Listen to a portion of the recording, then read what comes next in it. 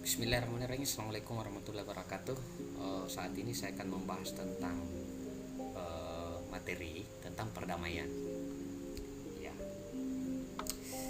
materi ini biasanya dilakukan di proses peradilan perkara perdata pada pengadilan untuk biasanya dilakukan oleh mediasi atau hakim mediator atau mediator swasta ya untuk mendapatkan suatu perdamaian. Tetapi tidak memungkiri bahwa perdamaian ini antara kepentingan tergugat dan penggugat bisa diakomodir dan dibentuk dalam suatu perjanjian perdamaian. Lanjut. Hampir menghendaki perdamaian. Oke. Pasal 130 HR, jika pada hari yang ditentukan itu kedua belah pihak datang, maka pengadilan negeri dengan pertolongan ketua mencoba akan mendamaikan mereka. Jika perdamaian yang demikian itu dapat dicapai, maka pada waktu bersidang diperbuat suatu surat akta tentang itu, dalam mana kedua belah pihak dihukum akan menaati perjanjian yang dibuat itu. Surat mana akan berkekuatan dan akan dijadikan sebagai putusan biasa. Pengadilan tidak menutup kemungkinan untuk usaha penyelesaian perkara perdata secara perdamaian. Pasal 16 ayat 2 Undang-Undang Nomor 4 Tahun 2004 tentang kekuasaan kehakiman. Lanjut, upaya perdamaian imperatif. Pasal 131 HR, jika hakim tidak dapat mendamaikan para pihak, maka hal itu mesti disebut dalam berita acara sidang. Hakim mengabaikan pemeriksaan tahap perdamaian dan langsung memasuki pemeriksaan jawab-menjawab dianggap melanggar tata tertib beracara, sehingga proses pemeriksaan dikualifikasi untuk proses. Akibat pemeriksaan dianggap tidak sah dan pemeriksaan harus dinyatakan batal demi hukum, sebagaimana dalam bukunya M. Yahya Harahap 2012 halaman 300. Perkara, menumpuknya perkara. Peraturan Mahkamah Agung Nomor 1 Tahun 2008, sifat dan mediasi di pengadilan bersifat mandatori. Para pihak tidak dapat menolak ataupun meminta langsung dilakukannya pemeriksaan perkara. Pasal 2 ayat 3 Nomor 1 Tahun 2008, apabila perkara dan diputus tidak menempuh prosedur mediasi berdasarkan peraturan ini merupakan pelanggaran terhadap ketentuan pasal 135 HR dan pasal 154 RBG yang mengakibatkan putusan batal demi hukum. Selanjutnya, pramediasi.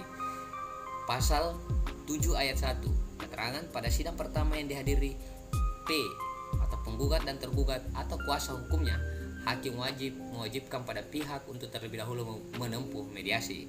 Pasal 11 ayat 1, hakim mewajibkan pada hari itu juga atau paling lama 2 hari kerja berikutnya untuk merunding guna memilih mediator, baik yang ada dalam daftar yang dimiliki oleh pengadilan ataupun di luar daftar pengadilan, termasuk biaya yang mungkin timbul akibat pilihan penggunaan mediator bukan hakim.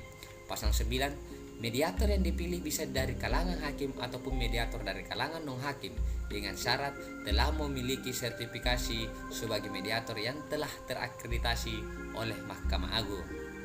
Selanjutnya ya, pelaksanaan mediasi. Pasal 10, pelaksanaan mediasi dapat diselenggarakan di salah satu ruang pengadilan dan untuk penggunaan ruangan tidak dikenakan biaya, sedangkan apabila dilakukan di tempat lain, maka biaya yang timbul dari penggunaan tempat tersebut dibebankan kepada para pihak berdasarkan kesepakatan. Penggunaan mediator, hakim tidak dikenakan biaya, sedangkan mediator selain hakim, biayanya ditanggung oleh para pihak berdasarkan kesepakatan.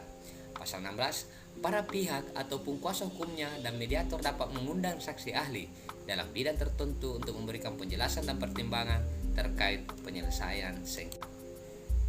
Tahap mediasi. Pasal 13 ayat 1, mediasi dimulai 5 hari kerja setelah pemilihan atau penunjukan mediator. Pada pihak wajib menyerahkan resume perkara kepada satu sama lain dan kepada mediator. Proses mediasi berlangsung selama 40 hari kerja sejak mediator dipilih oleh para pihak atau ditunjuk oleh ketua majelis hakim dan atas dasar kesepakatan para pihak.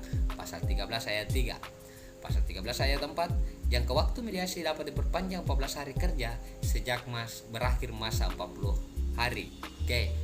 Pasal 17, kesepakatan mediasi. Atas dasar kesepakatan yang telah dicapai berdasarkan permintaan para pihak, hakim dapat mengukuhkan kesepakatan itu dalam akta perdamaian atau akta fundendit yang memiliki kekuatan hukum tetap. Apabila para pihak tidak menghendaki dikukuhkannya kesepakatan itu ke dalam akta perdamaian, maka dalam kesepakatan tertulis itu harus terdapat klausula yang memuat pernyataan pencabutan perkara. Pasal 18, apabila tidak tercapai kesepakatan dalam mediasi hingga batas waktu yang telah ditentukan, mediator wajib menyatakan bahwa proses mediasi gagal dan memberitahukannya kepada majelis hakim yang memeriksa perkara. Segera setelah pemberitahuan itu, hakim melanjutkan proses pemeriksaan perkara sesuai dengan ketentuan hukum yang berlaku. Oke, terima kasih. Uraian singkat tadi tentang perdamaian. Saya akhiri. Wabillahi taufik. Assalamualaikum warahmatullahi wabarakatuh.